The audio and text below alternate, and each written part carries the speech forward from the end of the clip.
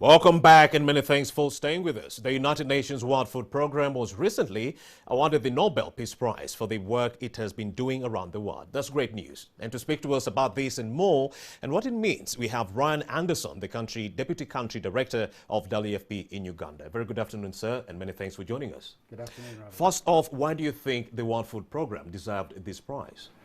Well, I think before getting to the World Food Programme, I think to highlight the issue of hunger globally, and particularly hunger in areas of conflict, and to highlight the issue of the importance of food security and its links to peace, and how you really can't have one without the other, and if one should fall, Indeed, the other one also will fall. And it highlights this issue at a very important time. We've made tremendous global progress in the fight against hunger over the last several decades, but right now that progress is starting to reverse.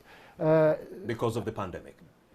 Because of the pandemic and the economic troubles that that's causing globally.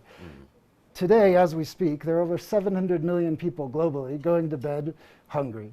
And the projections are, with the increased constraints people are facing, more than 100 million will be added to those roles. If the pandemic persists. Yes, Go ahead. yes, exactly.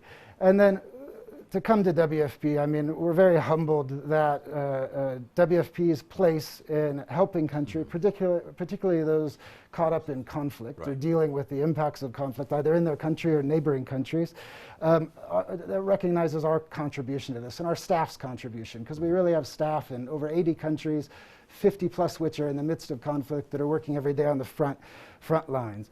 I should also say that this award, it's not for WFP alone, but it's really a shared award.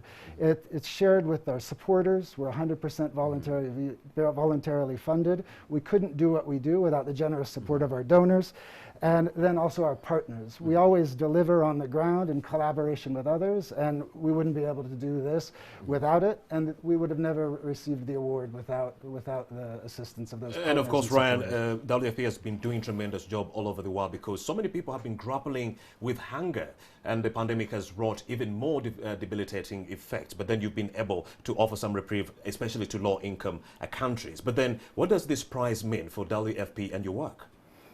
Well, I'll speak to what it means for WFP and our work, particularly here in Uganda, to bring it home here in Uganda. And I should start by saying that the shared award, we very much share this with the government of Uganda, who we collaborate with very closely in terms of helping them meet their goals in eliminating hunger in Uganda.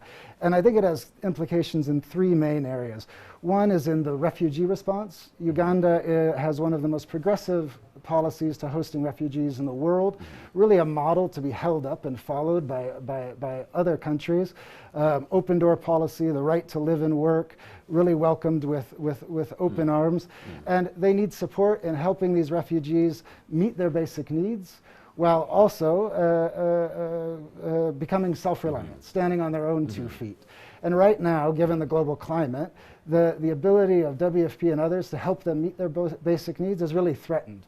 We're already providing, since April, 30% less than what they need to get by from day to day. Ryan Anderson, the Deputy Country Director, WFP to Uganda, many thanks for having made the time to speak to us. Thank you for coming. Thank you very much, Robert. And you're still watching NTV at 1. Let's take you onto the international